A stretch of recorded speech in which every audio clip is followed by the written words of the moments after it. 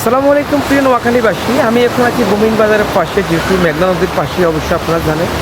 আমি এখন যেখানে অবস্থান করতেছি এটা হলো বুমিন বাজারের জামে মসজিদ। তো জামে মসজিদের পাশে যেহেতু মেঘনা নদী চলে আসছে, আজকে একটু দেখানোর চেষ্টা করি। আর পাশে তো কবরস্থান দেখতে পাচ্ছেন, এখানে যে একটা লাশ ছিল যত সম্ভব এখান থেকে উঠে নিয়ে গেছে। আর মানুষ আজকে মলার পরেও শান্তি নেই।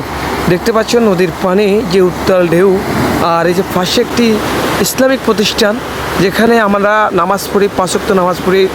এই মসজিদটি আজকে নদীর গর্ভে বিলীন হয়ে যাচ্ছে। যেভাবে নদী ভাঙতেছে মনে হয় এই মসজিদকে রক্ষা করা যাবে না। মালিক, আপনি সব কিছু পারেন, দিতে পারেন, নিতে পারেন। যদি আপনি আপনার প্রতিষ্ঠানকে না রক্ষা করতে না পারেন, আমরা সাধারণ গুনাহগার বান্দা কোথায় যাব? যেহেতু লাস্ট এখানে মৃত্যুর পরে সাহিত্য থাকে, যে মসজিদের পাশে যে কবরস্থানটি থাকে, এই কবরস্থানটিও আজকে নদীতে ধীরে ধীরে বিলীন হয়ে যাচ্ছে।